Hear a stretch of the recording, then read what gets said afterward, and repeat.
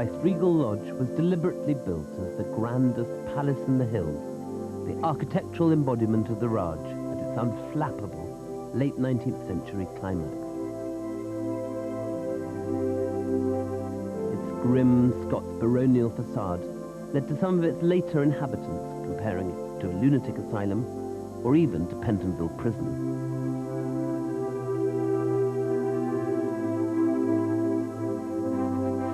But at the time, no expense was spared. All the furnishings were supplied by Maples of London, and it was rumoured that Indian income tax was introduced to pay for it all.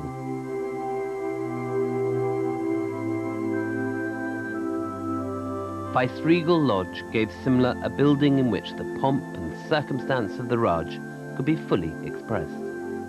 But for the residents of Simla, it was above all a place for imperial entertainments. You were assembled in a semicircle. Then the Viceroy and his wife came in with ADCs, and they went round the circle, being introduced to everyone. Then you were told who was going to take you in, and you all formed up in pairs in order of precedence with your partner. And the band, of course the Viceroy had his band, and so did all the presidency governors too. Played the roast beef old England, which I think a rather odd thing to play in India, but anyway, we didn't think anything of that, and we all marched in, and we'd seen the table plan. But it was very formal.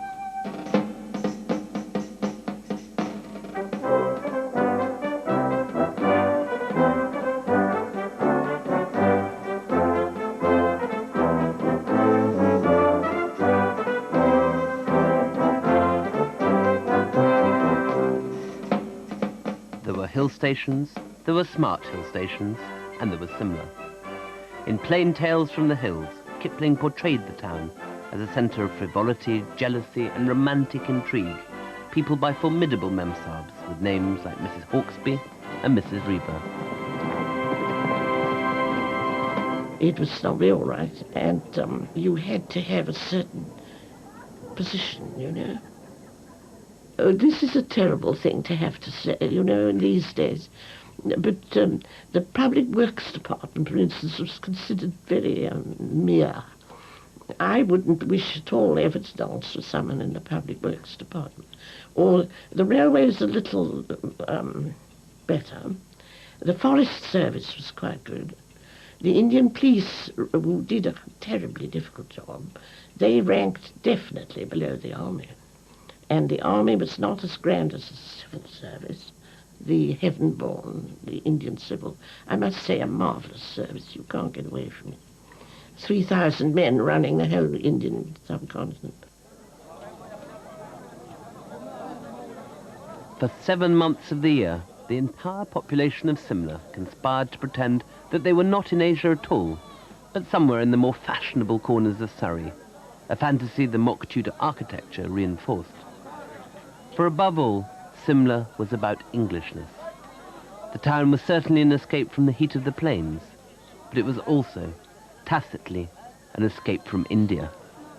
Simla was built by British as a substitute for England, but as a holiday and a health resort in the beginning. And so Simla was very much divided into two sections. One was the local section and one was the British section. The Mall, for example, was strictly British. People in the dress, in the movement and everything. And the lower bazaar and the middle bazaar was strictly Indian. So there was social discrimination to a great extent. To the British, the labyrinthine alleys of the lower bazaar were an unwanted reminder of the teeming Indian plains. They were also, in effect, foreign territory. A man who knows his way there, wrote Kipling, can defy all the police of Simla. Likewise, the Indian inhabitants of the summer capital rarely crossed the border into the English territory of the Upper Mall. It's still a common myth in India that during the Raj, dogs and Indians were formally barred from the Mall. This is simply not true, but it certainly was the case that undesirables, beggars, congressmen and coolies, were prevented by the police from ever setting foot on it. Well, it was a very standard procedure which they had. It was all the steps leading down to the lower bazaar. They'd constantly be moving people there. Chalo, chalo, chalo, jao, niche jao, go down. And that's what it That really is true. That's true. I had a long chat with one of them whose job it was, a sergeant who was here. And that was his job, hustling Indians off the Mall. The Mall is still Simla's central artery. Most of the town's important buildings are strung along its route. The police headquarters, government buildings, and the old Gaiety Theatre. Now crumbling, this was once the hub of the social life and gossip mill of Edwardian Simla.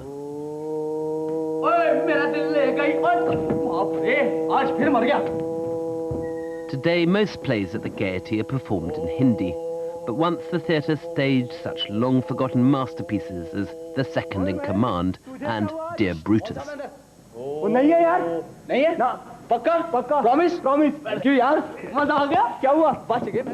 did perform at the Gaiety Theatre several times. I took very small parts to begin with, and then did get a very exciting part in the end. And we took it very seriously. We had 5 evening performances and 1 matinee.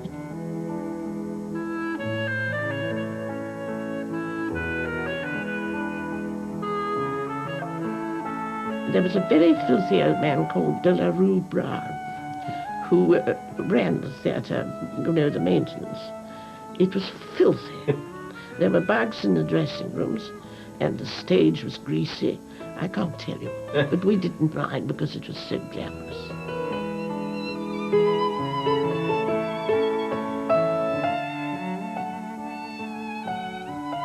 All the bigwigs turned up. The Viceroy had his box, and the Commander-in-Chief had his box, and the Governor of the Punjab had his box.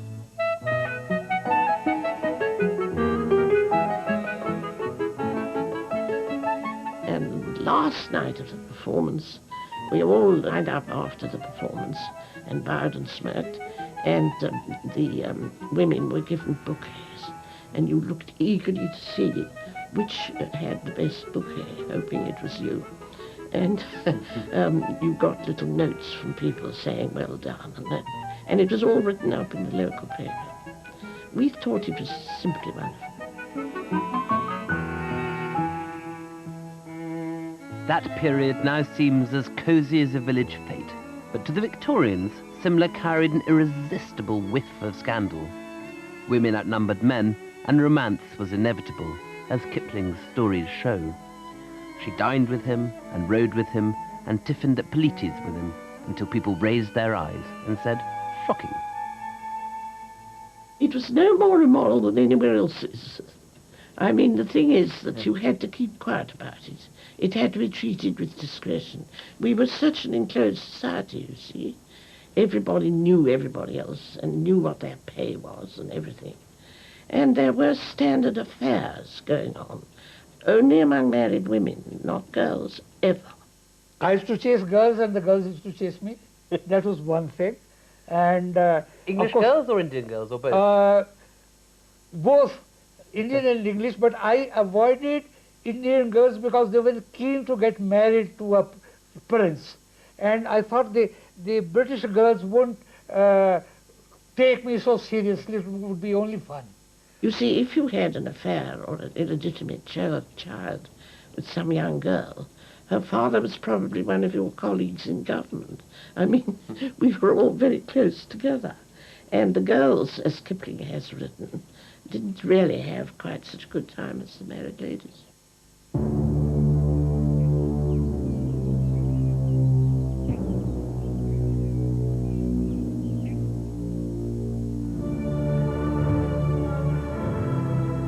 But there was another side to Simla. For despite appearances, Simla was in fact one of the great political capitals of the world, every bit as powerful as Paris, Berlin, or St. Petersburg. Here were to be found all the departments of a great power, its strategists, soldiers, and foreign office, as well as the formidable secret service.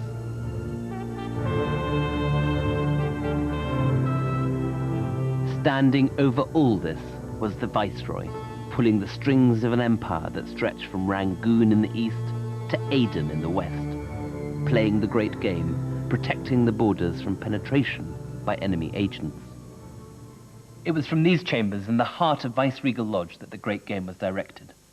Intelligence reports detailing the moves of Tsarist spies into the territories of the Raj were analysed and countermeasures planned, with British agents being dispatched in disguise over the Khyber Pass and through the High Karakorums into Chinese territory. Of all the viceroys, none embodied the self-confidence of the empire more than Lord Curzon, who ruled India at the very beginning of the 20th century. Today he is regarded as the greatest of all the viceroys, ruling India at the peak of Britain's power and influence. From his study in Viceregal Lodge, he worked late into the night, month after month, overhauling the entire administration of the Raj. He also ordered the last great imperial adventure, the murderous and entirely unnecessary invasion of Tibet by 14,000 British troops. Look at the kind of clenched fists. That's what I like about him, see? And he has long... His arrogance meant he was never the most popular of viceroys, but he still has admirers in surprising quarters. He's my favorite viceroy. Why? He's handsome, and because he came across as human also, you know, with the faults of, I'm told he was arrogant and whatever, and they all must have been good and bad. I mean, history will judge them differently, but for me he would always be special. Even when I was studying in school, I found I had a soft corner for him. You had a soft corner for him? And it has stayed. He's got a good strong face, hasn't he? Yeah, he has a very strong, determined chin, and he looks like he knows what he's doing, and he wants to do it in his own way. That comes across. I find that very fascinating about him.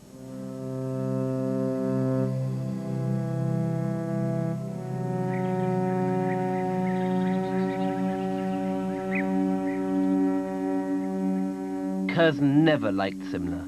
There was no culture or conversation, he wrote, and day after day he found himself surrounded by people who thought of nothing but polo and dancing. It was, he concluded, as boring as dining every day with the butler and the lady's maid. So whenever he could, he escaped to a camp in the hills nearby. Here he communicated with Simla by heliograph.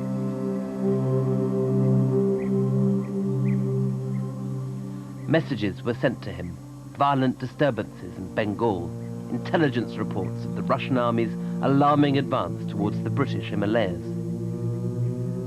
But in the evenings, when he had worked through his red boxes, Curzon would make for the Viceregal golf course, the highest in the world.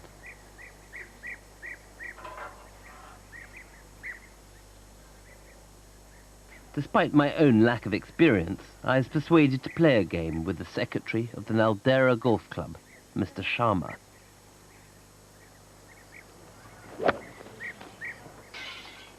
Thanks very much. So when next, Mr. Sharma? I suspect that neither of us would have provided Lord Curzon with much competition. Mr. Sharma, the last time I did this was the North Berwick Children's Putting Competition in 1971. I didn't win. Nor did I come, I think, in first attempt. Whoa. Yeah. Too much.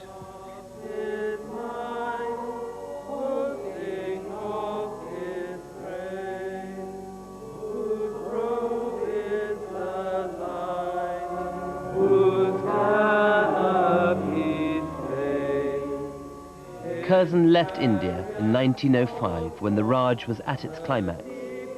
His viceregal nameplate still adorns the front pew.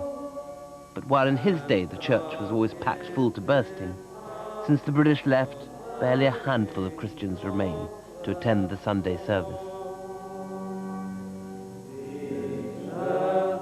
The memorials on the church walls are still gleaming, yet who now remembers the Hazara expedition, where Colonel Cruikshank died from his wounds? Who has heard of Tank, where George Hickey died capturing an armed Massoud fanatic? But a century ago, This was a cause for which thousands were prepared to die.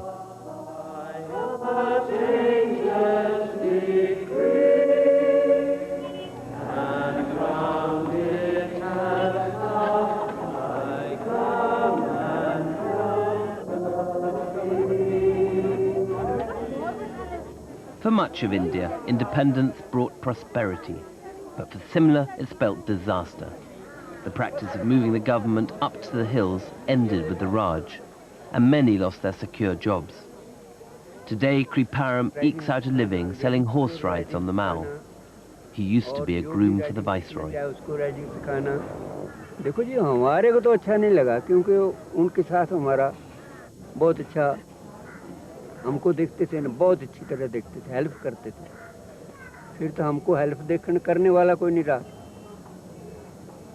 अभी हमको कोई दुख होगा कोई नहीं सुनता कि घोड़ा भूखा है धूप में पानी में बारिश में कोई नहीं एक अंग्रेज होता था यहाँ घोड़ा धूप में कल बोलेगा घोड़े के लिए बंदोबस्त करो अब नहीं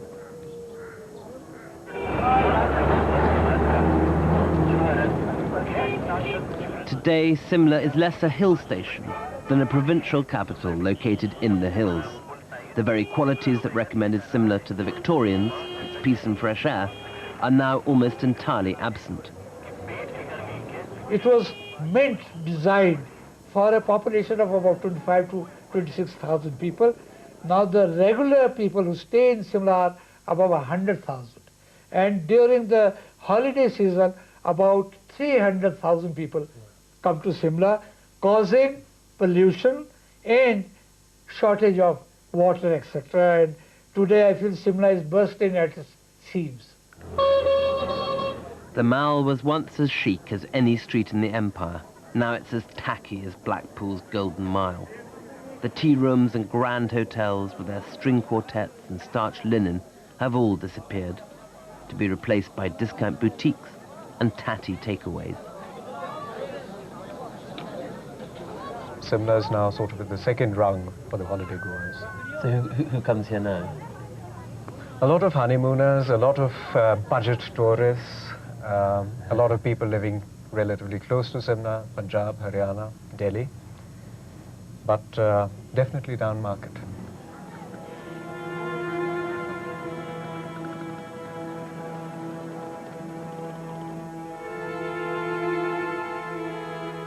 Piece by piece, the Englishness of Simla is being dismantled.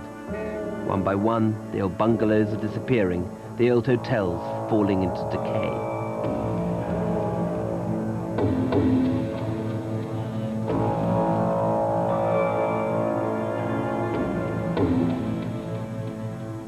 So far, Viceregal Lodge remains virtually intact, but its future is uncertain. It's now the Indian Institute of Advanced Study, a scholarly retreat for academics. But the new breed of Indian politician has little regard for scholarship. And there are persistent rumours that the building is about to be sold off to an international chain, gutted, and turned into a five-star hotel. Few will mourn the passing of a building which to many Indians represents all that was most remote and Olympian in the British Raj.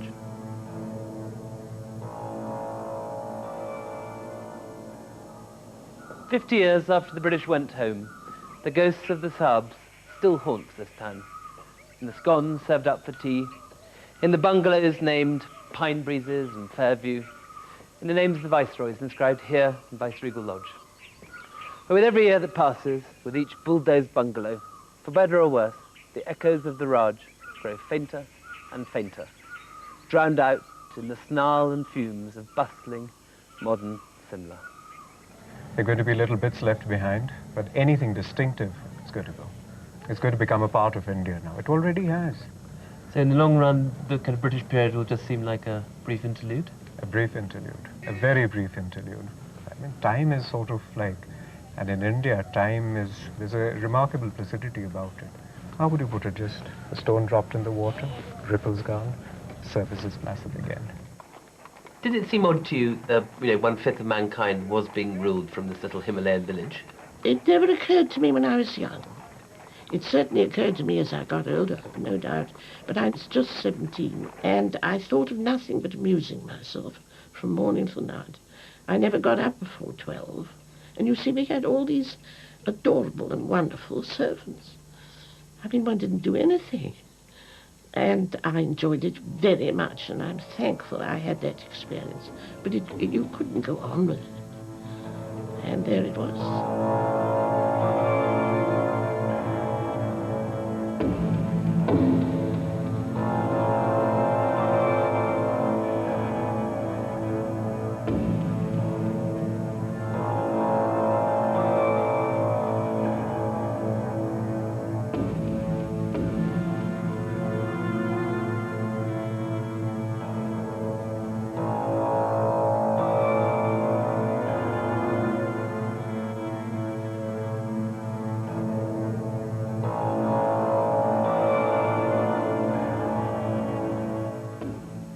And the Indian summer season continues as Mark Tully meets the man who makes some of India's best television commercials. That's after the break.